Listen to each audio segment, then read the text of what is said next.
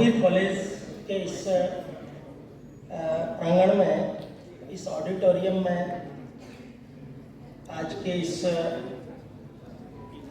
Mahavir civil service academy की जो शुरुआत होने जा रही है, इसमें उपस्थित सभी सम्मानित अतिथि, अभी मैडम का स्पीच हम सब सुन रहे थे। आदरणीय मैडम, यहाँ के अध्यक्ष, सेक्रेटरी, सभी सम्मानित गुरुजन और सभी रेस्पेक्टेड स्टूडेंट्स,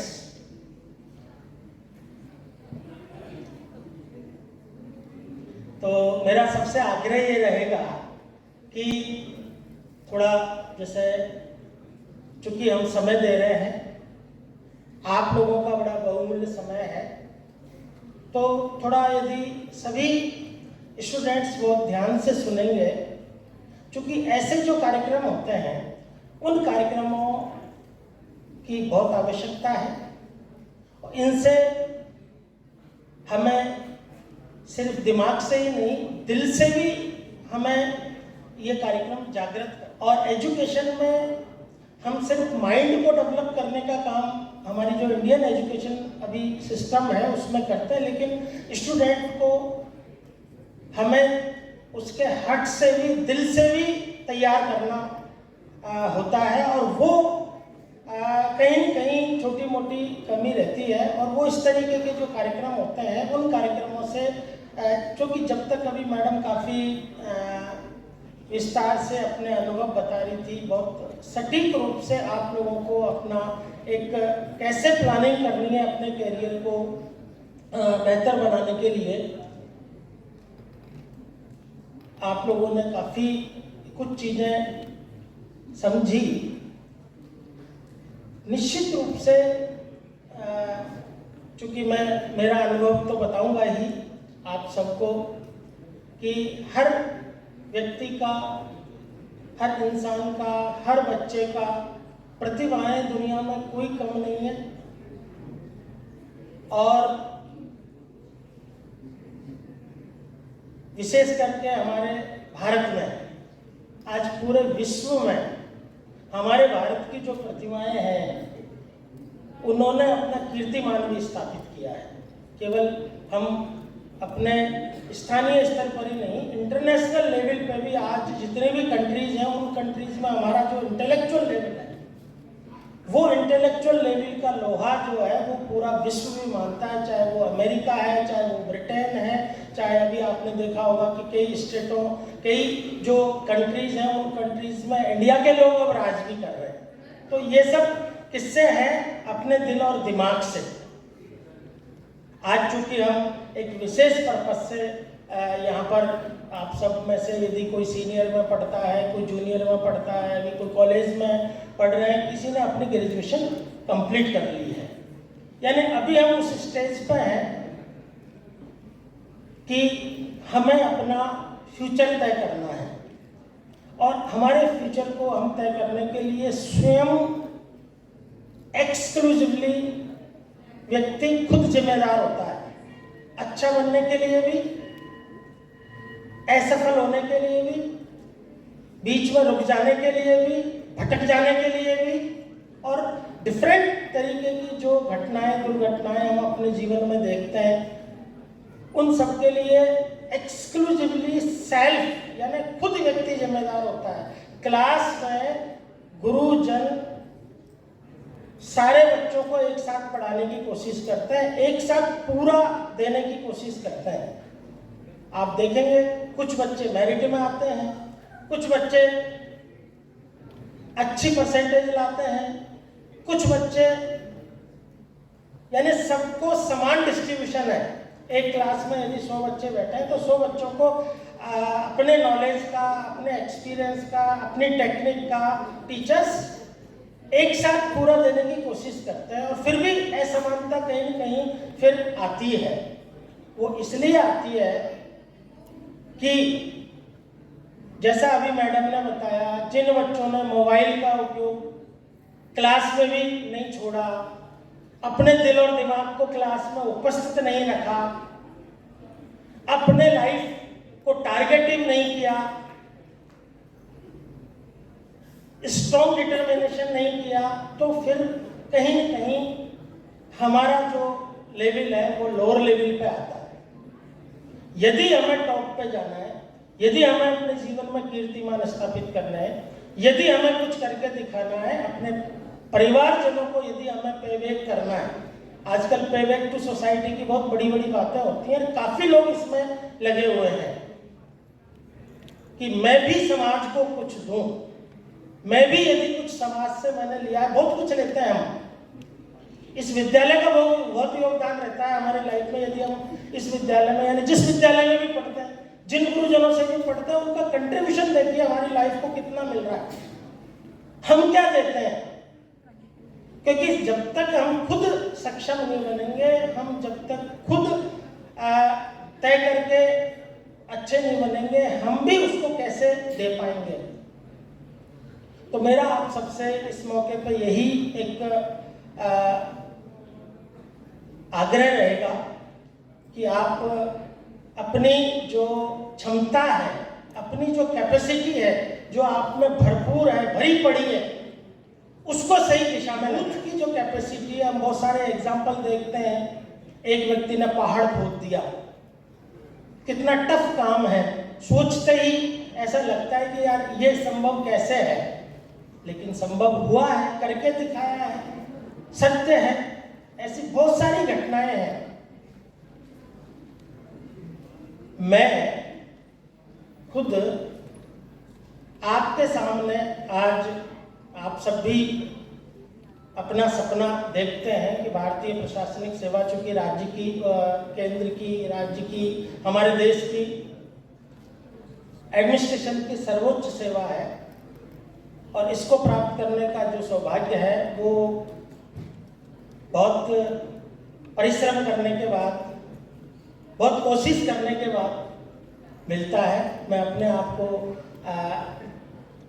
चूंकि जिस तरीके से, जिस परिवार में मैं बालक के रूप में आया, मेरे गुरुजनों का, मेरे परिवारजनों का, मेरे मित्रगणों का जो सहयोग मिला, चूंकि मैं कच्चे मकान में पैदा होने वाला बालक हूँ।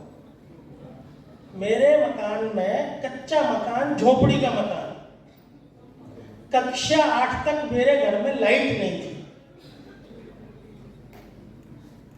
लाइट उस जमाने में ऐसा नहीं है लाइट नहीं होती थी, लाइट भी होती थी, लाइट नहीं थी। कक्षा 8वीं तक मैं सरकारी स्कूल में पढ़ा हूं, और ऐसे विद्यालय में पढ़ा हूं जिसमें एक भी कमरा नहीं था। नीम के नीचे बैठ के हम पढ़ते थे। हिंदी मीडियम का उस समय पूरा होता था। मैंने कॉमर्स से अपनी ग्रेजुएशन की है, और कॉमर्स से ग्रेजुएशन, चूंकि मैं गंगापुर सिटी का रहने वाला हूँ, और गंगापुर सिटी में हमारा जो राजकीय उच्च प्राथमिक विद्यालय नंबर 3 मैं पढ़ाऊँ कक्षा 1 से 8वीं तक, कक्षा 9 से 11वीं तक। उस समय 12वीं नहीं हुआ करती थी हमारे टाइम में, हायर सेकेंडरी तक होता था। मैं कॉमर्स का स्टूडेंट रहा हूँ। कक्षा 9 में हम लोगों को सब्जेक्ट लेना होता था, और ग्रेजुएशन भी मैंने गंगापुर सिटी से ही किया है। यहाँ तक मैं अपने गुड सेकंड डिवीजन प्राप्त करता रहा, बट पोस्ट ग्रेजुएशन में, और उससे पहले मेरी लाइफ में एक परिवर्तन आया ग्रेजुएशन में। वो ये आया, और वो इस बात को मैं इसलिए इंडिकेट करता हूँ कि आप जब सिविल सर्विस की तैयारी करेंगे, मैडम ने बताया आप आरएस की तैयारी करेंगे, आप डिफरेंट टेक्निकल में जाएंगे तो उसकी तैयारी करेंगे, आप जिस फील्ड में भी जाएंगे, जहाँ पे भी जाएंगे उसकी तैयारी करेंगे, तो आपको एज ए होलिस्टिक तैयारी, क्योंकि सिलेबस इतना होता है किसी भी चीज का कि उस सिलेबस को हम पूरे में पारंगत नहीं हो सकते, लेकिन जिस टॉपिक को हमने अच्छे से कर लिया, उस टॉपिक को कंटिन्यूटी में हमें रिवीजन करना, उसमें से कहीं से भी पूछा जाए, क्योंकि जो हम स्कूल कॉलेज की परीक्षा देते हैं, जो हम कंपटीशन की देते हैं, दोनों में थोड़ा अंतर होता है। कंपटीशन में आपका एक दूसरे से कंपटीशन है, जैसा कि नाम है। एकेडमिक एजुकेशन में, प्रोफेशनल एजुकेशन में आपका वो कंपटीशन नहीं है, आपस का कंपटीशन नहीं है। आप यदि वहां मेरिट में 4 बच्चे हैं तो 4 भी आ जाते हैं, चारों को भी मेरिटोरियस कहा जाता है। यहाँ पे यदि एक जगह है तो 4 में से एक का ही होगा, तो आप 4 में से कैसे बेहतर हुआ? तो आपको अपनी जो तैयारी करनी है, उस तैयारी को आपको बिल्कुल सेलेक्टिव करना है, स्ट्रॉन्ग करना है। और जो पोर्शन समय के कारण आप नहीं कर पाते हैं, उसके बजाय यदि आपने 60%, 70%, 80% यानी 100% की जब आप कोशिश करते हैं, तो जो सेलेक्टिव आपकी तैयारी हो जाती है, सेलेक्टिव तैयारी में आपने उसको स्ट्रॉन्ग करना है। क्योंकि कंपटीशन में एक चैप्टर आपने पढ़ा, एक चैप्टर को आपने स्ट्रॉन्ग कर लिया, डेफिनेटली उस चैप्टर में से यदि 4-5 सवाल आएंगे तो वो 4-5 सवाल तो आपके स्ट्रॉन्ग हो ही जाते हैं। इसलिए इस बात का हम पूरा ध्यान रखें। मैडम ने बताया आपको अपना किस तरीके से नोट्स और वो बताने। मैं यहाँ एक चीज़ और आपको बताना चाहूँगा कि टाइम मैनेजमेंट आजकल के बच्चों में ज़्यादा है नहीं। हम मोबाइल में लगे रहेंगे, सोशल मीडिया पे टाइम खर्च करेंगे, फालतू फंड की चीज़ों में टाइम खर्च करेंगे, एक दूसरे मित्रों से बात करने में टाइम खर्च करेंगे। आप अपने 24 घंटे का हिसाब लगाना यदि आप सीख गए, आपने ये मान के चलिए कि यदि पिछले 24 घंटे का हिसाब आज लगाया तो आपको खुद को आकलन होगा। जैसे हम पैसे का हिसाब लगाते हैं ना, पेरेंट्स पैसे देते हैं उसका, तो आपने यदि अपने टाइम का हिसाब लगाना, आपने अपनी दिनचर्या को लिखना चालू कर दिया, डायरी मेंटेन करना चालू कर दिया, आप खुद इंप्रूव होते जाओगे कि यार मैंने 24 घंटे में से पढ़ा तो 4 घंटे ही है, पढ़ा तो 2 घंटे ही है, बाकी तो मैंने ऐसे ही अपनी लाइफ का टाइम खराब किया और वो टाइम तो दोबारा आने वाला है नहीं। तो टाइम मैनेजमेंट स्टूडेंट्स के लिए बहुत जरूरी है, और इस लेवल के स्टूडेंट्स के लिए, क्योंकि आपको यहाँ पर रेगुलर कोई क्लास नहीं है कंपटीशन के लिए कि जो आपको पूरी चीजें बांध के रखेगी। आपको यहाँ बेहतर से बेहतर देने की कोशिश करेंगे। अच्छी फैकल्टीज, नितिन जी चूंकि काफ़ी इसमें अपना एक्सपीरियंस रखते हैं, अभी अग्रवाल कॉलेज में भी आप काफ़ी टाइम से चला रहे हैं, दिल्ली में भी आपने काफ़ी इसमें, तो सिविल सर्विस का जो एक्सपीरियंस है, जो एडमिनिस्ट्रेटिव सर्विसेज में जाने का जो कंपटीशन को कैसे हम सफलता प्राप्त करें, और साथ साथ क्या होता है, हम बहुत टेम्परेरी फेज में चलते हैं। टेम्परेरी फेज में नहीं चलना है, आप लॉन्ग टर्म स्ट्रेटेजी लेकर चलो कि भैया मैंने ये तय किया है तो मैं 1 साल, 2 साल, 3 साल इसी के पीछे लगूंगा, स्ट्रांगली इसी को प्राप्त करके मानूंगा, और डेफिनेटली वो बच्चे प्राप्त करते हैं जो इस तरीके का स्ट्रॉन्ग डिटर्मिनेशन रखते हैं। तो अपने आप को थोड़ा हमें पहचानने की जरूरत है, जागृत करने की जरूरत है। मैं एक वृत्तांत आपको बता रहा था कि हमारे यहाँ अपने कॉमर्स में जो भी बच्चे कॉमर्स के हैं उनको ध्यान होगा, आर्ट्स के बच्चों को भी अभी स्टैटिस्टिक्स तीनों फैकल्टीज में है। सेकेंड ईयर में स्टैटिस्टिक्स में मेरे 100 में से 96 नंबर आए। 1984 में जब मैंने ग्रेजुएशन किया,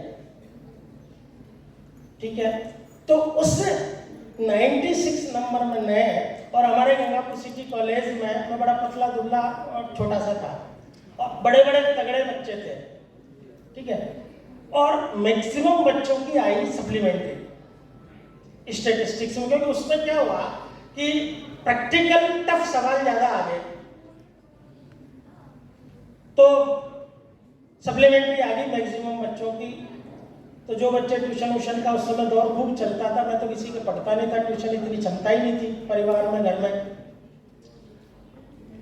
तो मैंने खुद ने फिर उन बच्चों को ट्यूशन पढ़ाया, और ट्यूशन पढ़ाया तो मैक्सिमम बच्चे जो है वो सप्लीमेंट्री में पास हुए। वहां से मेरी लाइफ का एक बहुत बड़ा टर्निंग पॉइंट अपने आप में चालू हुआ।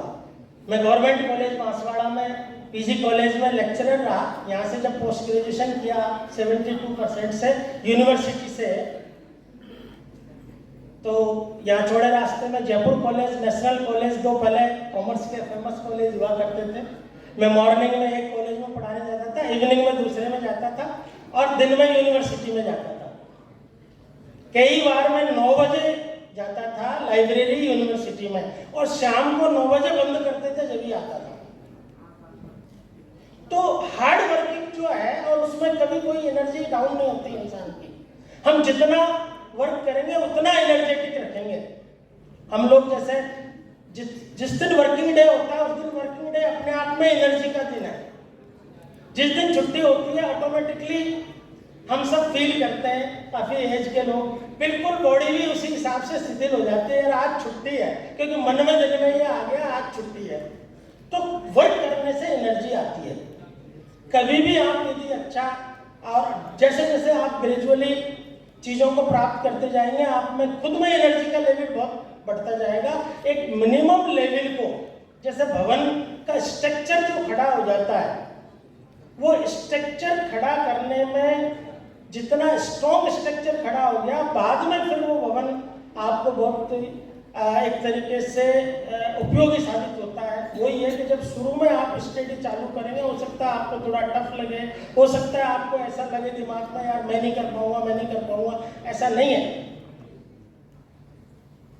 हर बच्चा कर सकता है।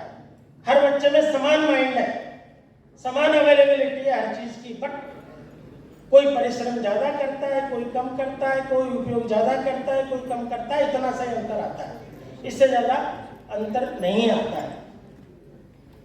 तो चूंकि इस मौके पर अभी और भी आपके प्रवक्ता हैं, फिर मैं आपको इकोनॉमी का जब भी आगे रेगुलर आपकी कंपटीशन की जो क्लासेज हैं वो होंगी, तो मैं आपको इकोनॉमी पे पूरा आपको बहुत अच्छे से प्रैक्टिकली, क्योंकि हम जो किताबों में पढ़ते हैं और जब हम समझते हैं किसी चीज़ को प्रैक्टिकली, तो बहुत दोनों में डिफरेंस होता है।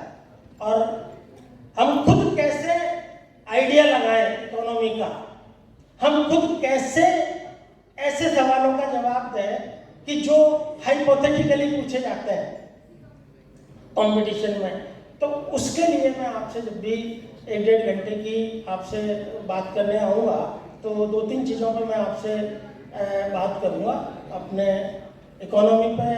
चूँकि मैं इकोनॉमिस्ट हूँ, स्टैटिस्टिशियन हूँ, डेटा का मैनेजमेंट अभी जैसे नेट पे इतना सारा अवेलेबल है, हम किसको सही माने किसको सही नहीं माने कंपटीशन में, ये भी काफ़ी इम्पोर्टेंट बात है कि हम ऑथेंटिक किसको माने। हम यहाँ पे राजस्थान में इकोनॉमिक रिव्यू निकालते हैं, जब भी आरएस की एग्जाम में या कहीं भी कोई विवाद होता है तो उसमें जो छपा है गवर्नमेंट के डॉक्यूमेंट में उसको सही मानते हैं। और जो भी अपने आरएस की तैयारी कर रहे हैं, अभी आरएस की वैकेंसी निकली हुई है, आप में से काफ़ी लोग करेंगे। 2 ऐप हमारे हैं, वो आप चाहें तो नोट कर लें। एक है Rajasthan economic review, mobile app है। आपको जब मोबाइल देखने का ज़्यादा मन करे, आप ऐप में राजस्थान इकोनॉमी के रिव्यू देखिए, उसके चैप्टर्स को पढ़ना चालू करिए, हिंदी अंग्रेजी दोनों में है। आपका मोबाइल का शौक भी पूरा हो जाएगा और साथ साथ तैयारी भी हो जाएगी, बोरियत भी नहीं होगी, क्योंकि मोबाइल पे ज़्यादा देखने का हमें थोड़ा सा अच्छा लगता है। इसी तरीके से एक स्टैटिस्टिकल ईयर बुक है राजस्थान की, राजस्थान स्टैटिस्टिकल ईयर बुक। उसमें आपको डिस्ट्रिक्ट लेवल तक के 100 इंडिकेटर कंपैरिजन, चूंकि आरएस में स्टेट स्पेसिफिक बहुत ज़्यादा, यानी 80-90% स्टेट स्पेसिफिक सवाल होते हैं और स्टैटिक सवाल काफ़ी होते हैं, डिस्ट्रिक्ट स्पेसिफिक भी सवाल काफ़ी होता है। तो वो आप ये 2 ऐप हमारे आप डाउनलोड कर सकते हैं राजस्थान के, और उन 2 ऐपों से, चूँकि जब आप मटेरियल पढ़ते हैं तो कई बार आपको लगता है यार ये सही है या ये सही है, तो आप ऑथेंटिक ऐप से जाएंगे तो आपका फिर कई बार विवाद हो जाता है सवालों के जवाब में, आपका सही होगा लेकिन हमेशा।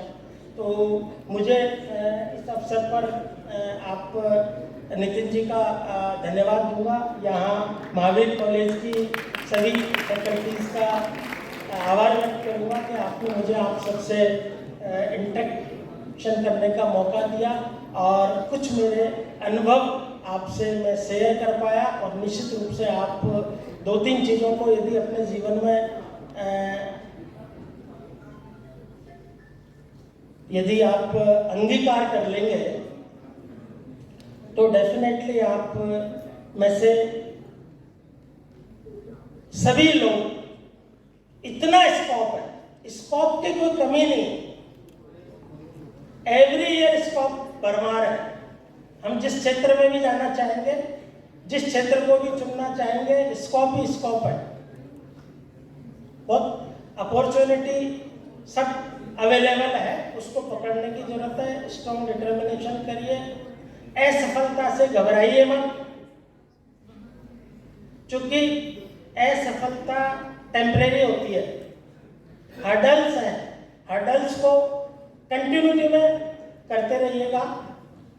और जैसा मैडम ने बताया कि भाई अपनी सेलेक्टिव चीज़ों को कल पे ना छोड़ें, आज ही करें और थोरोली हम चीज़ों को करें तो बहुत बेहतर तरीके से हम अपने टाइम का उपयोग कर पाएंगे, सिलेक्शन भी हमारा हो पाएगा और हम कहीं न कहीं निश्चित रूप से बेहतर पोजीशन में जा पाएंगे। और जब हम बेहतर पोजीशन में जा पाएंगे तो हम हमारे जो परिवार का ऋण है, जिस परिवार ने हमारा पालन पोषण किया, हमें अच्छे स्कूल में दाखिला कराया, हमें इतनी अपॉर्चुनिटी दी, आज के इस टाइम में पूरा डिजिटल युग की जो अपॉर्चुनिटी हमें मिल रही है, उन सब को भी हम आगे आने वाली पीढ़ी को भी कुछ ना कुछ दे पाएंगे। सोसाइटी के लिए भी हम बेहतर तरीके से खुद का तो करेंगे, लेकिन हम साथ साथ सोसाइटी का भी भला कर पाएंगे। बहुत बहुत धन्यवाद। जय हिंद, जय भारत।